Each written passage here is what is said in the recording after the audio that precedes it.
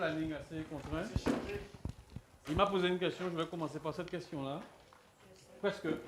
Alors, je suis secrétaire général de l'UPG, c'est l'Union des producteurs agricoles de Guadeloupe. C'est un syndicat qui a fêté ses 50 ans en février, Serge Claude, en février dernier, d'accord, 50 ans.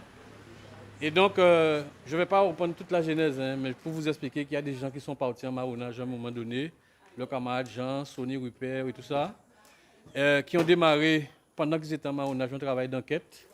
Et ils ont trouvé que Sainte-Rose avait le terreau qu'il fallait pour lancer un mouvement. Et ça a mené à quoi? Ça a mené à la création de syndicats de type nouveau, qui n'ont pas de rattachement avec des syndicats français. C'est comme ça qu'en 1971, on a vu la création de l'UTA, l'Union des travailleurs agricoles de Guadeloupe. On a vu à la suite de l'UTA, pour des raisons politiques, la création de l'UPG, c'était l'Union des paysans pauvres de la Guadeloupe.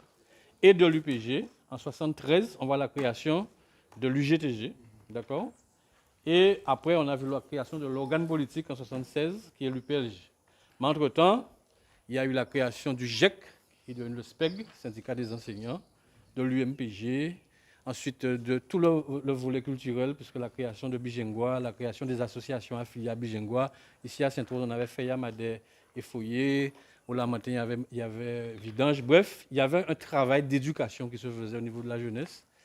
Et ensuite, après une très longue grève, où on voyait la revalorisation du prix de la tonne de canne, chose que les blancs pays ne voulaient pas donner.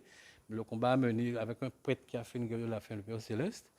Après, il y a eu l'idée d'aller occuper les terres. Parce qu'en fait, les usines commençaient à fermer. Et on a vu la fermeture du comté, la fermeture de Bonne-Mère, bref, tout ça. Et donc, ces terres-là, qui sont toutes des usines, on appelle ça le faire-valoir direct, étaient vendues, soit possédées par les blancs pays ou les béquets, soit, ce coup bien, soit vendues pour des capitalistes étrangers. Et donc, les camarades à l'époque ont décidé d'occuper ces terres-là. Alors, 3 formes d'occupation. Une forme d'occupation pour habiter quelque part, parce que les Guadeloupéens n'avaient pas de lieu pour habiter, véritablement, leur appartenant. Des occupations pour faire des petits jardins et des occupations pour faire des exploitations agricoles. Et c'est ainsi que parce qu'à l'époque, on avait un truc dans notre langage qui était jardin à blanc là, terre à blanc là, des trucs comme ça. Et donc, les Guadeloupéens avaient peur d'occuper quand même. Et c'est comme ça qu'ils vont commencer par occuper un terrain sur les 50 pages géométriques, à l'extrémité de Sainte-Rose. Et partant de cela, constatant qu'effectivement que ça pouvait marcher, c'est toute la commune de Sainte-Rose, chaque section a une ou 2 occupations. Après, ça a fait comme traîner de poudre, c'est parti sur le Lamentin, sur le Nord-Grande-Terre, un peu partout en Guadeloupe. Et je pense qu'on a occupé pas loin de 6000 hectares, en gros. Et ça a été un combat parce qu'en même temps, il y avait l'État français qui frappait en face, avec ce qu'on appelait l'équipe rouge à l'époque. Et donc, à ce moment-là, l'État français a vu comment les gens étaient acharnés sur ce combat-là, a considéré ça comme étant une action politique et nous a apporté une réponse politique en utilisant un organisme qui existait déjà ici, la SAFER, pour organiser la réforme foncière. Et organiser la réforme foncière de 83 sur à peu près 11 000 hectares. D'accord? Alors, les autres syndicats agricoles qui existaient déjà, les CDJA, la FDSEA, voulaient absolument que les terres soient vendues aux agriculteurs. Et l'UPG intervient encore à ce moment-là pour dire pas question. Si on vend les terres aux agriculteurs, d'ici 20 ans, on n'aura plus de terres agricoles. Parce que les gens vont vendre. Étant propriétaires, les gens sont libres de vendre. Et c'est comme ça qu'on va créer le système de GFA, Groupement foncier agricole, là où on n'est pas propriétaire, on est fermier, d'accord? Et que le terrain guadeloupéen appartient au peuple guadeloupéen. Et aujourd'hui, même après la réforme foncière de 83, nous avons contraint l'indivision Conseil général à l'époque et Conseil régional à racheter les terres des usines qui fermaient. C'est-à-dire, entre-temps, on a eu Beauport qui a fermé, on a eu Grosse-Montagne qui a fermé. Et l'indivision Conseil départ général à l'époque et Conseil régional ont acheté ces terres-là. Et ça rentre dans le pot commun. Aujourd'hui, 80% du foncier agricole appartient aux Guadeloupéens à travers ces entités-là. D'accord? Ce qui n'est pas le cas en Martinique. 80% du foncier agricole en Martinique appartient à 5 familles béquets. Donc, je considère ça comme étant une révolution. Ici, par contre, c'est un GFA hors réforme foncière. C'est-à-dire qu'en fait, au moment, on s'était plus dans une réaction, puisqu'on a une grosse compagnie marseillaise qui avait déjà acheté ces terres-là. Et comme je disais, et Serge est là comme témoin, la journée, la compagnie fruitière plantait ici de la banane ou de l'ananas. Le lendemain, ils venaient, c'était de la canne qui était plantée le soir. Et ça a duré pendant un certain temps. Et s'il y a un terrain où la compagnie fruitière n'a jamais réussi à planter de la banane, pourtant la banane a été plantée au fond là-bas, au Lamentin, en face, tout ça, ici, ça ne s'est jamais produit. Ça a été un lieu de résistance, d'accord? Et donc, nous avons décidé, avec nos camarades, nos anciens, moi-même à l'époque, j'avais 21 ans, nous avons décidé d'acheter ces terres-là. On a acheté 125 hectares de terre. D'accord? On a créé un groupement de jeunes Guadeloupéens qui étaient autour de l'UPSG, qui étaient abidjangois pour la plupart, et nous avons décidé d'acheter ces 125 hectares de terre-là. C'est comme ça que nous sommes devenus propriétaires. Mais nous sommes devenus propriétaires du GFA, de l'entité GFA. Je ne suis pas propriétaire du terrain en tant que moi, Alex Bandou. Et donc, même pour construire ma maison, il a fallu que je demande une autorisation à mon GFA. En fait, l'esprit, c'est de pouvoir protéger le foncier. Tant que je suis enfermé dans cette logique de GFA-là, je ne peux pas faire n'importe quoi, parce que je ne suis pas propriétaire en mon nom propre. Je suis propriétaire à travers ma société que je possède. Mais je suis propriétaire à travers. C'est ça l'esprit, en réalité. Et c'est pour vous dire que la désobéissance peut servir. Il suffit d'avoir une idée, un programme, une volonté et un projet, on arrive. Et donc aujourd'hui, grâce à ces combats-là qui ont été menés jadis, la Guadeloupe aujourd'hui, sur le plan foncier agricole, nous possédons le foncier agricole. Malheureusement, l'État français, c'est l'État français, et l'État français a toujours le temps, le facteur temps, à sa portée, ce qui n'est pas nécessairement notre cas. Tout récemment, le conseil départemental aujourd'hui, qui est le plus gros propriétaire foncier, grâce à ces combats-là en Guadeloupe aujourd'hui, a fait un inventaire des terres dites incultes, donc les terres pas cultivées ou pas suffisamment cultivées. Et il y a ce qu'on fait. Et ils ont fait. Et il a un grand nom, Ignace. Et ils ont fait un inventaire des terres pas suffisamment cultivées. C'est-à-dire que je suis, moi, propriétaire ou héritier d'un hectare de terre quelque part, en Guadeloupe. Et je ne l'exploite pas. Le conseil départemental l'a fait un inventaire, l'a mis dans le pot. Et ils ont considéré qu'en Guadeloupe aujourd'hui, qu'il y avait 10 000 hectares de terre non cultivées ou pas cultivées suffisamment. Et ils ont lancé une politique, il y a une loi française qui l'impose, qui peut l'imposer, c'est la loi sur les terres incultes. La France l'exploite, la Réunion est en train de l'exploiter, et ils sont en train de mener l'expérience ici. Sauf que l'État, en face du conseil départemental, a mis un outil en place, et c'est cet outil-là qui va déterminer quel est le bon profil pour travailler ces terres-là. Par exemple, moi, je suis propriétaire d'un hectare, je ne suis pas agriculteur, je suis médecin, je suis enseignant. Bref, j'ai mon hectare, ou j'ai 2 hectares que j'ai hérité de mes parents. Eh bien, si c'est mon enfant, mon fils ou ma fille qui décide d'exploiter ces terrains-là, il n'y a pas de problème. Mais passer ça, dès lors que c'est un neveu, nièce, cousin, cousine, c'est un potentiel candidat. D'accord? Et le système que l'État a fait en parallèle du travail du conseil départemental, c'est de mettre face à mon candidat des candidats. Et donc, je ne perds pas de vue que je suis européen aujourd'hui et que n'importe quel petit Italien, Portugais, Espagnol, Français pourra prétendre. Et quand on sait comment fonctionne le système français, je ne serais pas étonné de voir que, très rapidement que c'est des petits blancs, effectivement, qui pourraient bénéficier, qui auraient éventuellement le meilleur profil. Et donc, ce combat-là, nous sommes en train de le mener. C'est-à-dire le combat pour la terre n'est pas terminé. Il faut continuer à mener ce combat-là en permanence. Ce qui veut dire aussi que lorsqu'on a une once de terre en Guadeloupe, il faut la travailler. D'accord? Alors, mon projet ici, vous avez vu canne, ananas, coco. À l'époque, mon cœur de métier, c'était cannier. Je suis un défenseur de la filière canne ici pour plusieurs raisons. Il y a des détracteurs, mais moi, je sais pourquoi la canne est importante. Il y a 20 ans, il y avait 14 000 hectares de terre, de canne en Guadeloupe. 20 ans après, il y a encore 14 000 hectares de canne. Ce qui veut dire que la canne a la capacité de préserver le foncier. Deuxième élément, c'est un excellent, c'est peut-être le meilleur précédent culturel. Quel que soit ce qu'on produit derrière la canne, on a une réussite.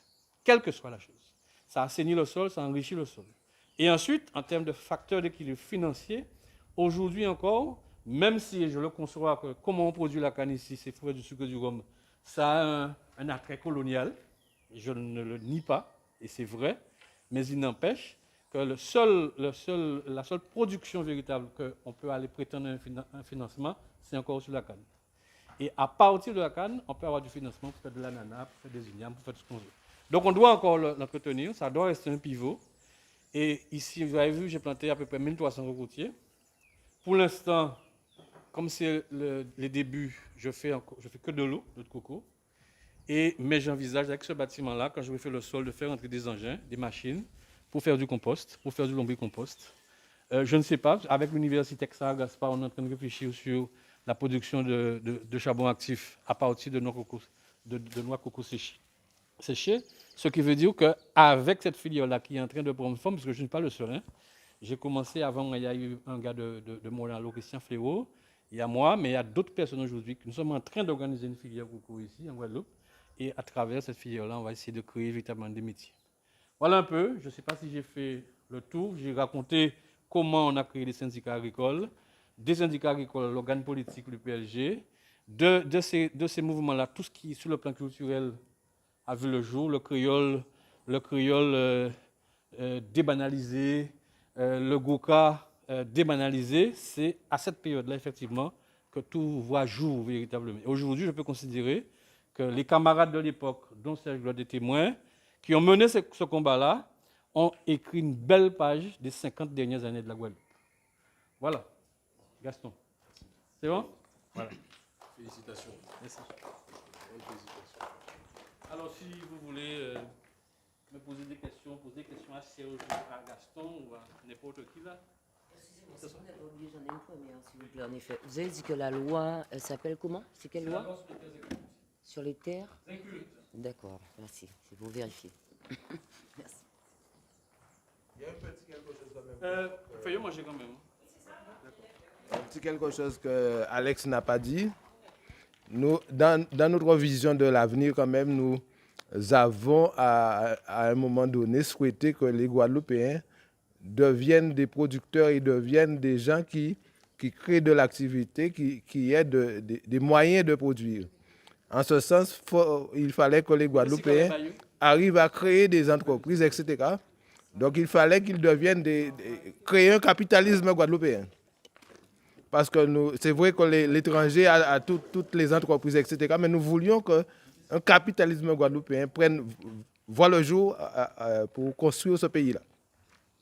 Et au niveau de tout ce qui s'est fait au niveau du monde agricole, même ailleurs, nous avons pris des risques aussi avec des camarades pour essayer de faire en sorte que les Guadeloupéens s'approprient le pays. Parce que nous pensons que pour s'approprier le pays aussi, c'est ça, c'est créer des entreprises, c'est faire tout ça. Ça a donné des résultats, il y a eu des échecs aussi. Je rappelle que des Guadeloupéens avaient investi dans la SNGT, c'était une société qui produisait du lait, de la viande, etc. au niveau de Port-Louis. Ça a échoué, c'est vrai, parce que le colonialisme français ne joue pas avec les patriotes. On a dû jeter l'éponge à un moment donné, mais c'était une société qui pouvait faire énormément. Dans d'autres domaines, on a fait des essais aussi. Il n'empêche que nous croyons fermement que les Guadeloupéens doivent s'approprier le pays. Je le dis parce qu'il y a des camarades qui sont vilipendés actuellement parce qu'on dit qu'ils sont propriétaires de terres, qui sont ceci, qui sont cela. Alex a donné un peu quelques explications. Souvent, nous ne savons pas les réalités. Mais pour sortir les terres des mains des béquets, il fallait bien qu'on les mette dans d'autres mains. Actuellement, les terres des Guadeloupéens sont à 90% entre les mains des Guadeloupéens. Les organisations qu'on a mises en place avec échec ou succès continuent. Et nous pouvons dire que nous pouvons prétendre à continuer à construire ce pays-là. Et effectivement, il y a du travail, mais nous pensons, et je discutais avec Alex, je pense qu'il y a beaucoup à apprendre à nos jeunes sur tout le travail qui a été fait depuis les années 80 pour qu'on comprenne comment petit à petit on est arrivé à certains résultats. Et pour qu'on sache aussi qu'un certain nombre de jeunes à l'époque se sont sacrifiés, ont pris des risques. Et je parlais d'une quantité de jeunes qui ont quitté leur métier à un moment donné, qui étaient enseignants, qui ont lâché l'enseignement, qui étaient dans d'autres métiers, et d'autres qui étaient des étudiants qui ont été sur Radio Tambour pour se former et pour faire de l'audiovisuel. Et puis, naturellement, après 1990, c'est dans le monde entier qu'il y a eu un coup de massue sur les mouvements. Et on a pris au moins 10 ans avant de se remettre sur pied. Mais il n'empêche que dans les années 80, on a commencé à bâtir des mouvements forts dans le pays et qui ont donné un certain nombre de choses. Il faut que nous puissions continuer à capitaliser sur ça pour construire ce pays de Guadeloupe que nous voulons. Et dans cet esprit-là aussi, actuellement, il y a énormément d'initiatives de création, d'agro-transformation, etc.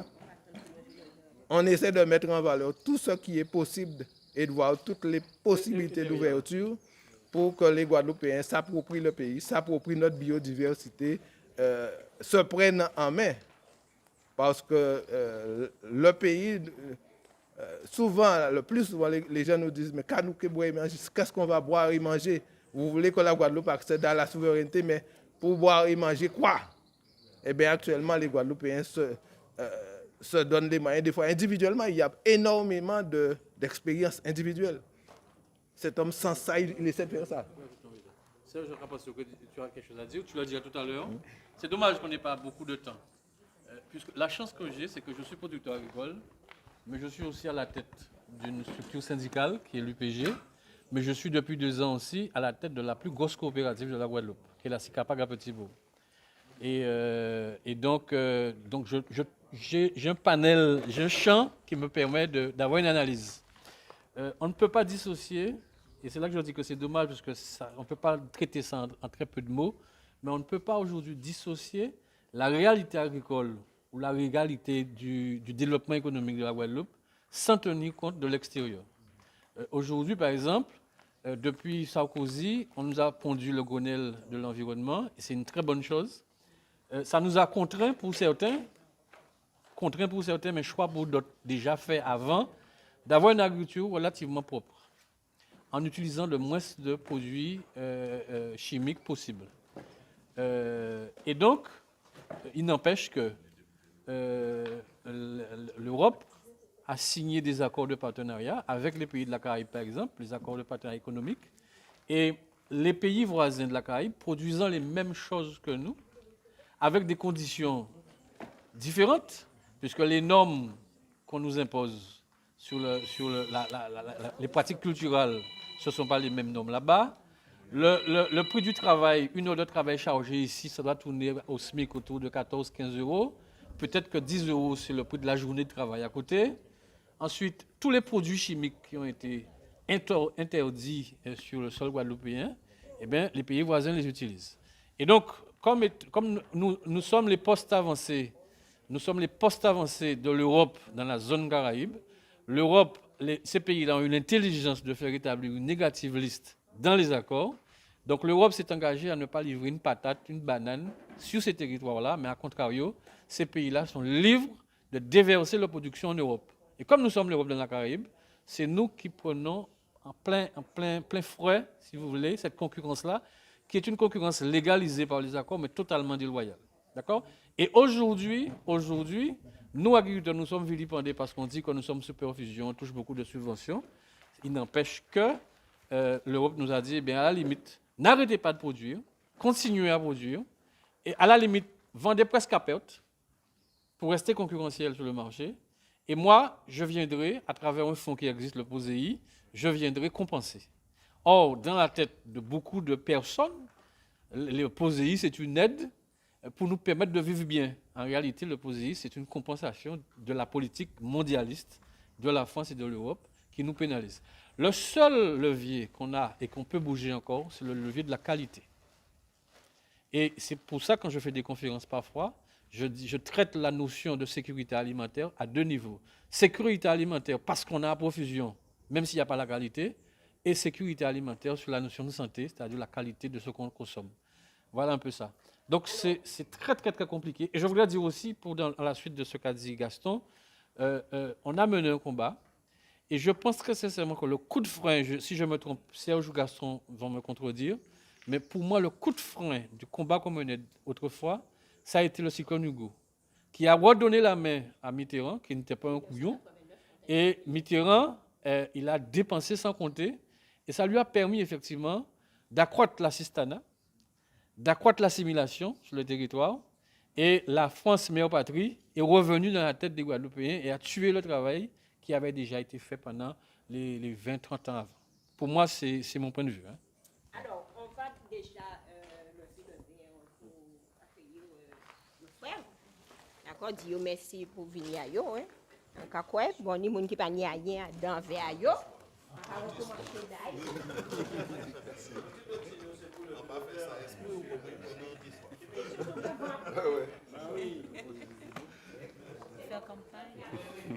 C'est quelle télé?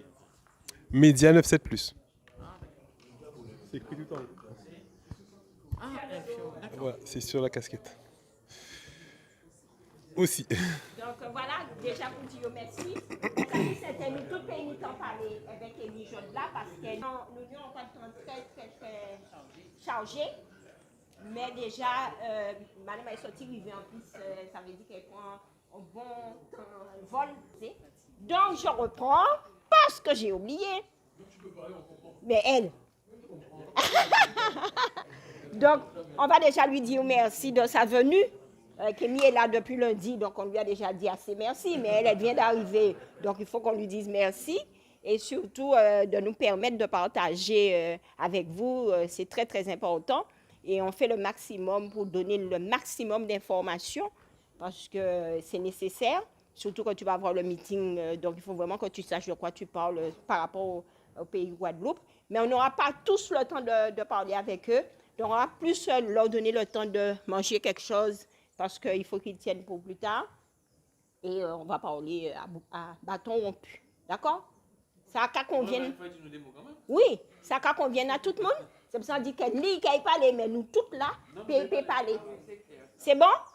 Voilà. Donc on te laisse parler, mais les autres, ils... Je ne vais absolument pas monopoliser la parole parce que je ne suis pas venu pour ça aujourd'hui. Comme je l'ai dit à Marie, à mon aîné Jacques, qui est notre parrain ici, il était important qu'on s'enquérisse de la situation plurisectorielle que connaît notre peuple sur les questions relatives à la résistance face au processus colonial de l'État français dans le pays Guadeloupe. Et en étant, que ce soit ce matin aux côtés du personnel hospitalier, ou aujourd'hui, aux côtés d'un grand producteur, un très grand producteur et un représentant des producteurs et des défenseurs du patrimoine local, c'est pour nous aussi un symbole et une clé dont on se servira à foison dans nos réflexions et dans nos allocutions relatives aux différents moyens, voies et moyens d'obtenir la résistance. Donc on te remercie infiniment, cher grand frère, on vous remercie vous tous. On est déjà très fiers de voir ce patrimoine-là, très très fiers. Parce que quand on voit ce patrimoine, quand on a l'occasion de la voir, par exemple en Martinique, généralement ce ne sont pas les nôtres qui maîtrisent ça. Et donc c'est la preuve aussi d'une très grande avancée en ce qui concerne la Guadeloupe, d'un combat qui a été fait depuis très longtemps et que vous défendez honorablement. Donc on va en parler. Je n'ai pas beaucoup de questions parce que je trouve que dans ton explication, tu as été quand même très synthétique et très clair. Explicite. Et s'il y a des questions qui viennent après, écoute, on les posera à foison. Ma femme voulait dire quelque chose pour toi. Je voulais vous demander quelle est la position de la jeunesse guadeloupéenne par rapport à ce merveilleux travail que vous avez abattu depuis des années. Est-ce que vous pensez qu'après vous, bon, désolé de dire ça comme ça, mais est-ce que vous pensez qu'il y aura une continuité positive de tout ce que vous avez pu mettre en place Est-ce que la jeunesse est intéressée? Oui, voilà, c'est ça. La jeunesse. il arrive. La jeunesse. Vous pensez que la jeunesse est assez sensibilisée par rapport Je vais vous dire qu'on est face à un État colonial et qui utilise tous les outils à sa disposition. Je peux vous dire que le lycée agricole, les structures de recherche, l'INRA, le CIRA dans Guadeloupe, c'était le chantre de l'agriculture productiviste, ce qui était produit en France. Et on a mené un combat qui fait qu'aujourd'hui, on a une approche systémique de l'exploitation agricole. La majorité des exploitations agricoles ici n'excèdent pas 5 hectares. Donc, on ne peut pas raisonner en filière comme on peut raisonner en filière en France. Donc, on doit raisonner en système de production. D'accord? Et chez l'addition des ateliers qui déterminent le revenu du producteur. Et donc, le système français, avec le lycée agricole, nous considérait comme étant une agriculture misérabiliste. Aujourd'hui, je pense qu'on a gagné le combat puisque le lycée s'oriente sur cette approche systémique. L'INRA s'accroche à cette approche systémique, même que l'INRA va plus loin. L'INRA fait venir des techniciens exogènes qui n'ont pratiquement jamais mis les pieds ici, qui viennent nous montrer à l'INRA de nouvelles pratiques culturelles, mais c'est le jardin créole que nous faisons ici. Bref, on connaît comment ça fonctionne. Et c'est vrai que tous les jeunes qui s'orientaient sur le lycée agricole, alors très souvent c'était parce que des jeunes qui étaient en échec scolaire, et après ceux qui quand même réussissaient s'orientaient beaucoup au crédit agricole, à la sécurité sociale, bref. Mais aujourd'hui, en Guadeloupe, il y a une vague de jeunes qui vont au lycée agricole en conscience et qui apprennent un métier. Et il suffisait de regarder le temps d'hier soir, ils vont là en conscience, c'est une volonté. Ils apprennent un métier et ils ont conscience qu'ils ont une entreprise. Ce n'est pas 4 bonnes, c'est une entreprise. D'accord? Et donc, j'ai confiance parce que la vague des personnes qui sont installées en réforme foncière aujourd'hui, hormis nous qui sommes propriétaires du GFA, mais les gens qui sont sur les 11 000 hectares de terre là, ce sont des gens qui vont partir à la retraite. Puisqu'on a réussi quand même à mener un combat sur la retraite, contrairement à ce que disent les députés ici, c'est le combat d'Alex Bondou et quelques syndicalistes pour faire en sorte qu'on puisse revaloriser la récolte et la retraite agricole en Guadeloupe. Et donc, ils vont pouvoir partir, et ces terres-là qui vont être libérées, d'accord, pourraient être, effectivement, s'il n'y a pas d'enfant, s'il n'y a pas d'héritier, c'est ça la clause, s'il y a un héritier qui est intéressé, il n'y a pas moyen de l'exclure, mais s'il n'y a pas d'héritier, l'héritier n'est pas intéressé, le terrain est remis au service, est reversé dans le pot, et n'importe qui peut prétendre. Mais nous, on va se battre pour que ce soit des Guadeloupéens qui prétendent à ces terres-là. Ils sont intéressés.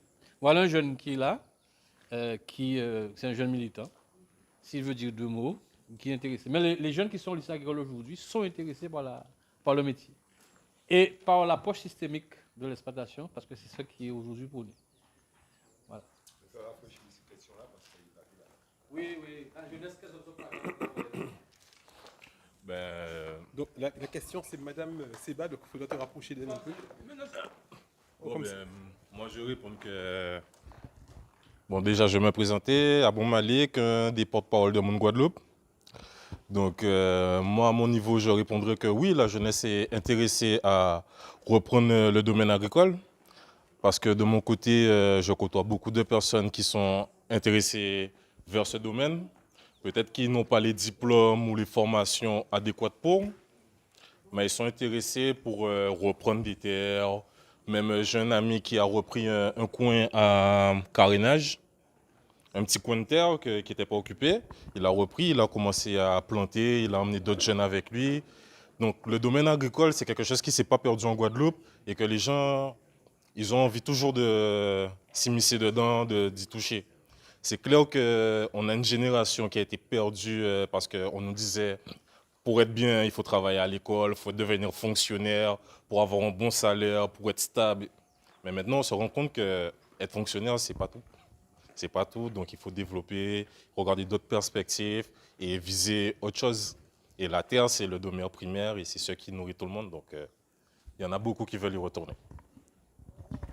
Merci. Voilà. Une autre question. Je veux dire quelque chose.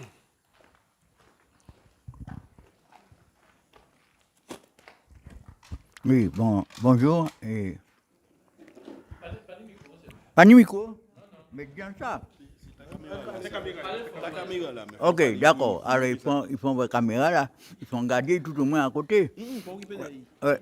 Alors, comment arriver si vous êtes en retard?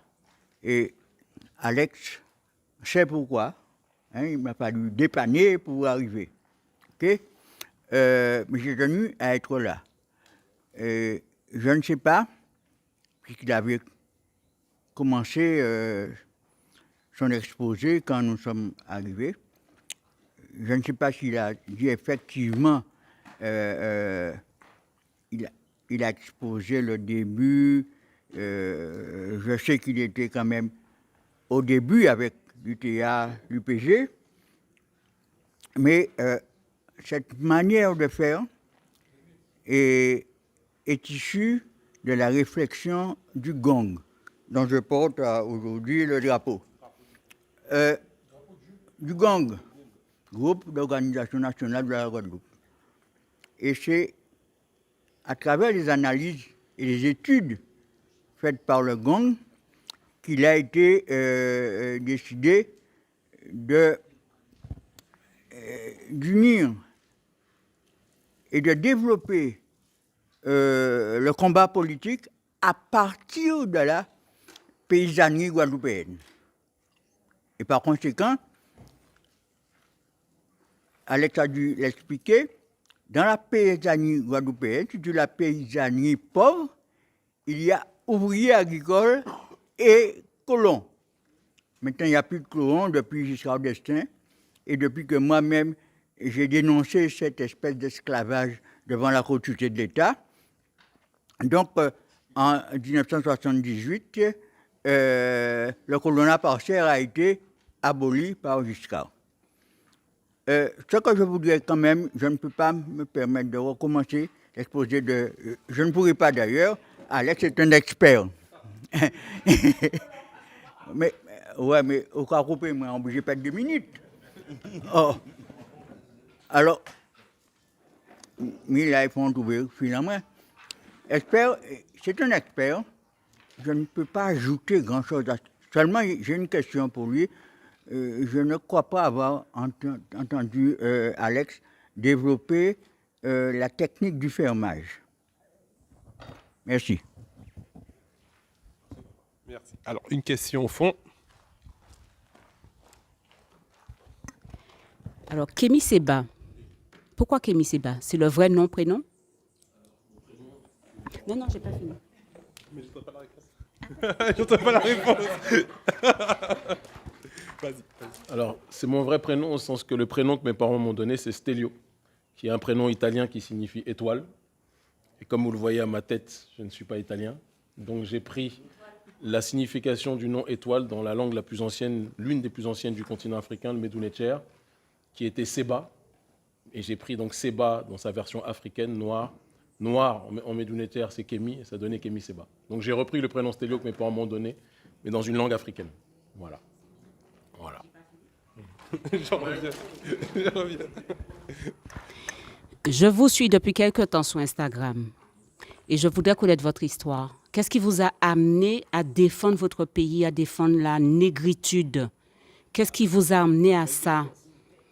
Et qu'est-ce qui a qu'avez-vous fait, qu'avez-vous dit qui a aidé à motiver les autres pour vous suivre? Parce que mon mari, ça fait un moment qu'il se bat. Il prend des coups. Il prend des coups. Et je sais que vous aussi, vous en prenez. Et vous aussi, je sais que vous en prenez. Alors, racontez-moi un peu votre histoire. Merci pour la question, ma soeur. Ça serait vraiment très très long pour donner une réponse qui soit satisfaisante. Mais ce que je peux vous dire simplement, c'est qu'il y a une phrase qui dit « De l'exclusion de l'homme par l'homme naît la volonté pour l'homme exclu de se constituer sa propre puissance ». Et je pense que c'est la devise de tout notre peuple, où qu'il soit. On a été exclus du giron de l'humanité, alors que nous en sommes la base et la matrice, à travers nos femmes et à travers nous, bien évidemment. Et le racisme, l'exclusion, la négrophobie la plus violente dans les années 80 en France, puisque j'y suis né, je ne vais jamais le renier, ça fait partie de mon parcours. Je suis né à Strasbourg, mais je ne connais pas la ville, je suis resté peut-être 1 an et demi à Strasbourg, et après je suis parti. J'ai vécu la moitié de ma bonne quinzaine d'années en région parisienne, qui a été vraiment ma base et ma racine, mais le racisme de l'époque, au final, je leur dis merci, parce que ça m'a donné envie très tôt de me préoccuper du sort de tous les Noirs, du plus clair au plus foncé, qu'ils soient du continent ou de la diaspora.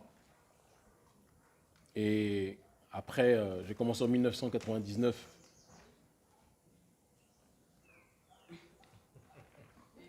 Non, non, comme je lui parle, comme je lui parle, j'aimerais avoir son attention. J'ai commencé l'activisme en 99. Il est évident qu'on était bien moins audibles à l'époque que nous le sommes aujourd'hui. Ça a été un long parcours du combattant. Mais je pense que ce qui a fait qu'aujourd'hui, des millions de gens dans le monde afro-francophone nous suivent, que ce soit en Afrique, que ce soit dans la diaspora, c'est parce qu'ils savent qu'on a pris beaucoup de coups, mais qu'on est resté toujours debout. Et que pour corroborer les propos de votre époux, on a pris beaucoup de coups, mais on en donne aussi énormément. Et le plus important, je dirais, dans ce combat, ce n'est pas tant l'adversaire, c'est nous-mêmes. Parce que nous sommes notre plus grand ennemi. Et nous sommes nos plus grandes limites. Dès lors qu'on se rend compte que nous sommes capables de tout faire, contrairement à ceux qui voulaient nous assigner à une résidence très restreinte, je pense que le message dépasse les frontières et dépasse les limites. Et aujourd'hui, on est chaque jour surpris. Partout où on va avec notre ONG, on voyage partout. Dès qu'il y a des questions relatives au colonialisme qui sont présentes, notre ONG est sollicitée par des personnes, que ce soit en Afrique, que ce soit dans la diaspora, que ce soit parfois en Amérique du Sud. On était à Salvador de Bahia il y a quelques temps de cela, ou en Europe de l'Est. Les gens aujourd'hui pensent qu'on a une expertise parce qu'on a réussi à réveiller au XXIe siècle en Afrique francophone la question du colonialisme. Et l'air de rien, on a contribué à faire tomber beaucoup de dirigeants qui étaient des marionnettes de l'Occident. Il en reste encore beaucoup. Mais on est sur un chemin qui, à mon sens, est plus proche de la ligne d'arrivée que de la ligne de départ. Et c'est parce qu'on a ce feu sacré que vous avez tous ici, dont on se nourrit. C'est une interaction. Et je crois que dans les années 60, on disait que des pays comme le Ghana ou l'Algérie étaient des phares de la résistance du tiers-monde de manière générale. Je dirais qu'aujourd'hui, en ce XXIe siècle, le Mali et la Guadeloupe sont des symboles de résistance. Et je trouve que la Guadeloupe n'est pas encore connue sur ce terrain de la résistance à la hauteur de l'intensité du travail fourni. Et si notre présence et notre séjour ici peut permettre d'internationaliser le travail héroïque qui est fait ici, je crois que notre présence aura servi à quelque chose. Voilà. Voilà, ma soeur. Merci. Excuse-moi, juste un truc, le on, justement. Je pense que ta question, c'est ça? Comment il a formé le on, justement? Quand tu dis on a réussi à faire tomber les barrières, comment tu as réussi à former le on, justement? Parce qu'on est déjà on, en Guadeloupe, nous. On est déjà on. Mais pourtant, on n'arrive pas à ce résultat. Donc c'est cette magie-là, peut-être, que tu devrais nous...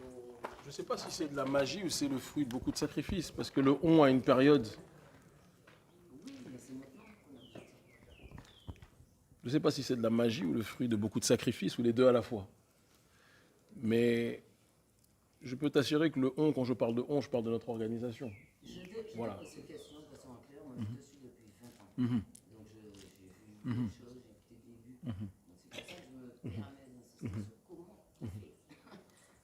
On a tenu. Dans ce on, il y avait un noyau qui est... Alors le paradoxe, c'est qu'on avait un noyau beaucoup plus large au début, il y a 20 ans. J'avais un noyau beaucoup plus large, pour parler plus précisément, il y a 20 ans, avec une audience beaucoup plus minime il y a 20 ans.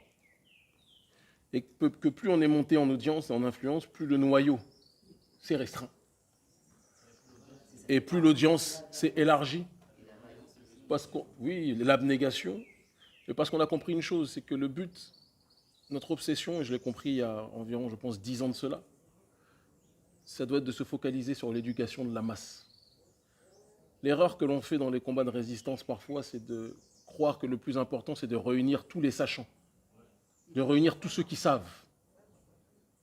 Mais je pense que c'est une erreur fondamentale. Parce que le point de bascule, on n'a pas besoin que la masse soit une masse savante. On a besoin que la masse ait le substrat nécessaire de la connaissance vitale pour mener le combat. Et dès qu'on est sorti de cette sphère de sachants qui s'unissent entre eux, même s'ils sont groupusculaires, et qu'on s'est préoccupé de comment convaincre la masse, je pense que c'est là où les choses se sont déroulées. Et aujourd'hui, on peut dire que oui, on a quand même une masse critique importante. C'est bon, Marie? On a... Voilà. C'est moi qui te remercie. D'accord. Guy, qui est l'un de mes prédécesseurs en tant que secrétaire général de l'UPG, qui était notre chef lorsque nous étions plus jeunes, jeunes militants. Et donc, voilà. Qui a, dans sa vie, payé un très lourd tribut au mouvement, puisque très jeune, il a perdu son père, qui était le premier secrétaire général de l'UTA et qui, manifestement, a été assassiné pour sa position. Et donc, voilà, je tenais à mentionner sa présence. Voilà.